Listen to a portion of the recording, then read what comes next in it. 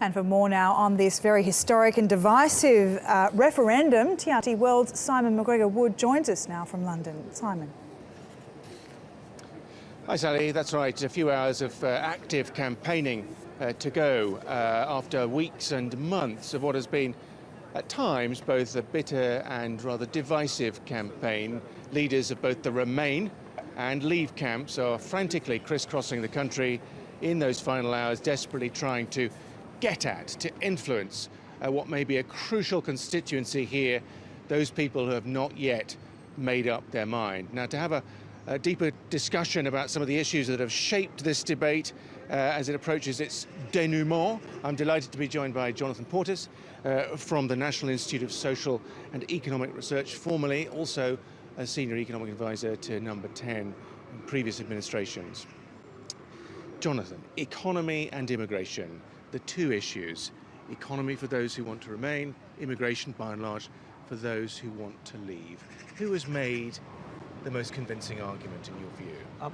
Well, I think there's a reason that each side is pushing their particular issues. On the economy, there is a pretty strong consensus among a wide spectrum, ideological spectrum of economists, that membership of the European Union has been a good thing for the UK, and that withdrawing from the EU would lead to quite a nasty short-term economic shock, and perhaps more importantly over the medium to long term would make us somewhat poorer, not by a huge amount but certainly noticeably. Equally, on the immigration point, Leave are quite right to say that being a member of the European Union means accepting free movement of workers within the EU. And while most economists like me think free movement of workers is actually quite a good thing for the country, that is not the view of a majority of the public. Free movement is quite unpopular, and the Leave campaign are right to say that if you don't like free movement, the only way to get rid of it is indeed to vote Leave. So both sides do have their strong arguments, and they've both been pushing them very hard.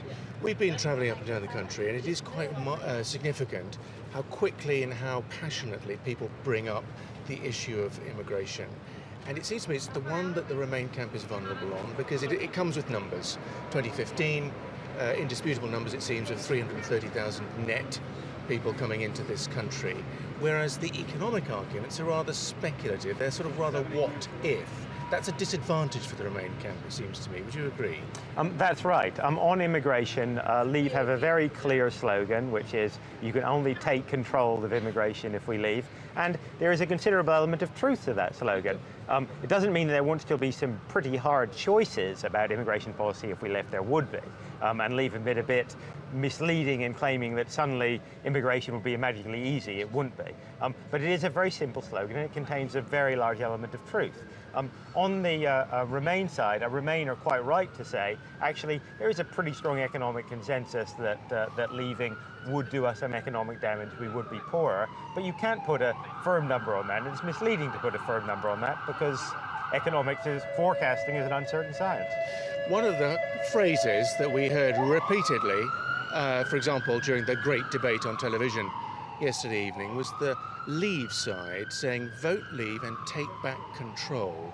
It's a very seductive idea, isn't it, that if you vote Leave and get out of the European Union, somehow you become overnight the master of your own destiny. But I wonder how true it is in today's world.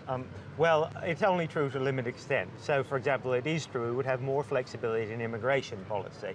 On the other hand, the things that many people are complaining about, for example, the fact that NHS waiting lists are going up, or that we have a significant housing crisis in these countries, those are primarily actually driven by domestic policy as well as wider economic forces. Leaving the EU isn't going to magically solve them, and we should be quite clear about that. Actually, a lot of our problems are very much of our own making. We haven't got long to go before the voting starts. Given your exposure to both sides of the argument and the atmosphere of the campaign, which way do you think it's going to go? I genuinely don't think we know. I would have assigned about a 40% probability to Leave at this point. Okay. Jonathan, thank you very much for giving us your insights on that. Again, stressing this binary nature of the argument. The Leave campaign's trump card all along has been immigration. Clearly that is connecting with a lot of British people. And economy, the trump card of the Remain camp, with David Cameron at its head, warning the British voter time and time and time again of the risks, the possible negative consequences of this country leaving. All that talking stops in a few hours. 7 o'clock London time tomorrow morning. People will go into the ballot box and they will be faced with a very stark choice: leave or remain. Back to you.